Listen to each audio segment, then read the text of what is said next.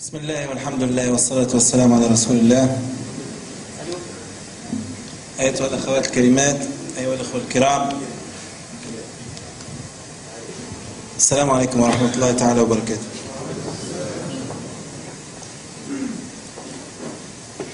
أشعر بالشرف في أن أكون بينكم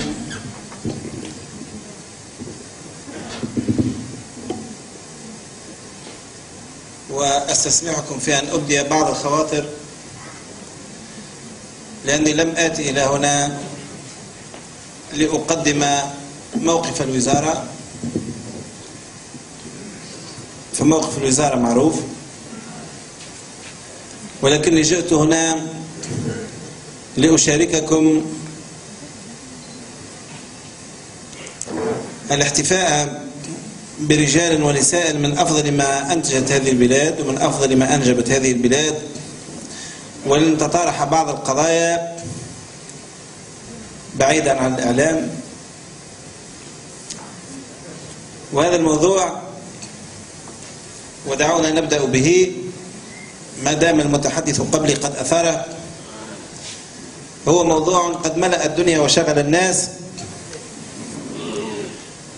ولبس فيه الحق بالباطل، واتخذ مطية لمهاجمة كل من يتناوله بغير ما يرضي أصحاب القامات الطويلة فيه. رأينا في بعض المظاهرات والتظاهرات لافتات ترفع كتب عليها: لا مقدس إلا الحرية. كتبت بالفرنسية: rien n'est plus sacré que ma liberté. ليس هناك شيء مقدس أكثر من الحرية.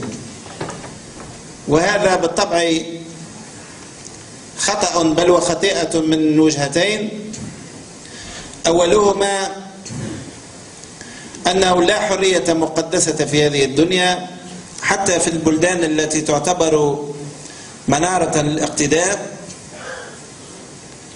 بعض الحقوق مقدسة، ولكن الحريات كلها محدودة، كلها محدودة بعدم المساس بحريات الآخرين، ومحدودة بالإطار الذي تمارس فيه.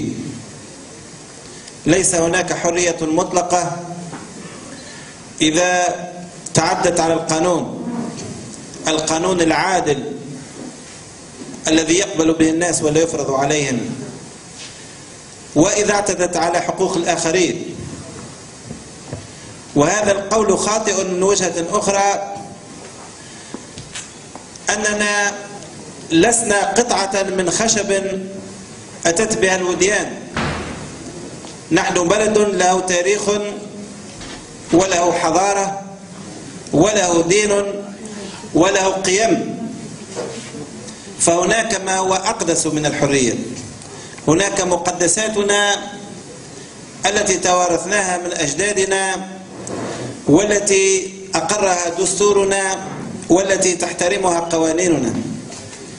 فهذه الشعارات التي تروج وتزرع في أذهان الناس على أنها بديهية ليست بديهية، تماما كالبديهية الأخرى التي نهاجم دائما إن أردنا زعزعتها، وهو أن بلدا يعيش الحرية لا يمكن أن تكون الحرية فيه